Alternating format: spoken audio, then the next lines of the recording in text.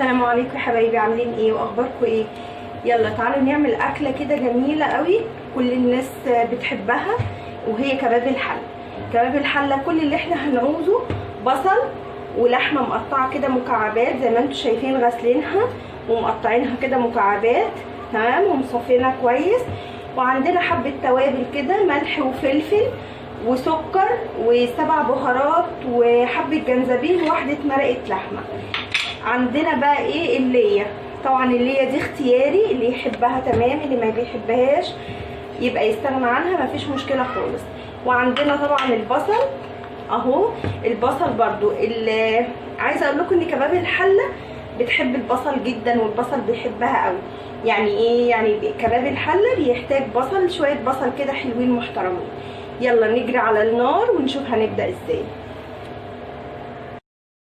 هنجيب معلقتين سمنه كده محترمين على النار في حله، وهننزل عليهم بالبصل بتاعنا كده، ونقول بسم الله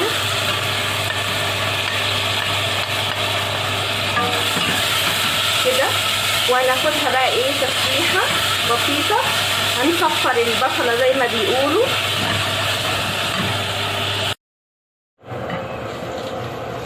اهي خلاص، بصوا انا حطيتها بتاع حوالي 3 دقايق كده على النار اهي كده،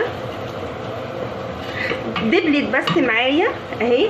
وبعدين بقى هنعمل ايه؟ هننزل بالليه بتاعتنا. قلنا الليه اختياري، اللي عايزها تمام واللي مش عايزها لا. تمام، وهنقلب.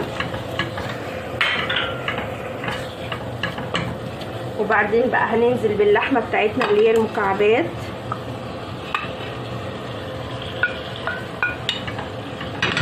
كده،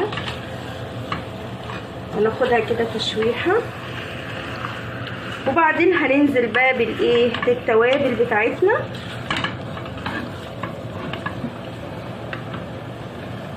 حبه ملح، حبه سكر، السكر بيديها طعم حلو جدا، فلفل وجنزبيل،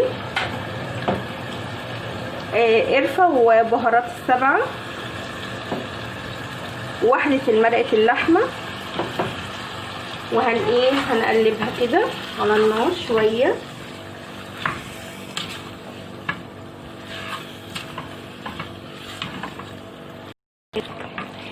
احنا خلاص قلبنا كل المكونات كده في بعض.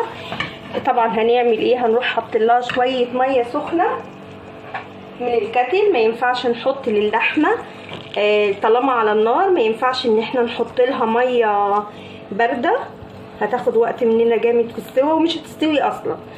تمام، انا هعمل كده وهبتدي اقلب. على فكره في ناس بيحطوا لها طماطم وفلفل، انا بعملها لكم بالطريقه اللي انا بحبها، او بالطريقه اللي ولادي بيحبوها، وممكن نحط فيها بقى طماطمايه كتغيير، لكن انا بصراحه بحبها بالطريقه دي.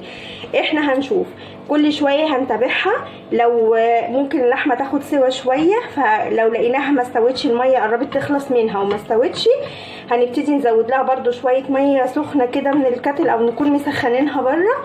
ما كانش يبقى خلاص. لو هي خدت، انا حطيت لها تقريبا بتاع كوبايه ميه اهي، وهيبتدي بقى هي هتبتدي خلاص تغلي ان شاء الله كده.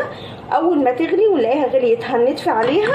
طبعا الملح احنا برضو هنشوف، هندوق كده الملح يعني ممكن اكون حطيت في الاول مثلا شويه ملح قليلين علشان تاخد سوا شويه، وبعد كده بنضيف الملح اللي احنا عايزينه كده. احنا خلاص هي هتبتدي تغلي، واحنا هنغطيها دلوقتي وهنسيبها وهنتابعها. اول ما تغلي هنوطي عليها وهنتابعها. تمام، ونشوف تاني لو احتاجت ميه تاني هنحط لها ميه سخنه، مش هينفع خالص نحط لها ميه ساقعه. يلا، واحنا بقى جنبيها كده انا بعمل شويه رز ابيض كده حلوين، ممكن ناكلها بالعيش جنب بطاطس محمره، حسب كل ذوق كل واحد فينا. يلا وكده يا حبايبي اهي كباب الحله خلص معانا، او اللحمه ام بصل، ناس بتسميها كباب حله وناس بتسميها لحمه ببصل. خلصت يلا تعالوا نغرفها سوا بسرعه. على فكره انا ما احتاجتش ان انا احط ليها الا كوبايه ميه واحده بس. طبعا كل واحد حسب اللحمه بتاعته، ممكن تاخد كوبايه، ممكن تاخد اقل، ممكن تاخد ازيد، كل واحد حسب نوع اللحمه اللي هو بيستخدمها. ريحتها تجنن والله، بتشهي كتير. نبتدي نغرفها اهي، شايفين كده اهي، بسم الله اهي. لازم يكون فيها صوص كده. بصوا البصل عشان ايه نحطها على الرز، شايفين.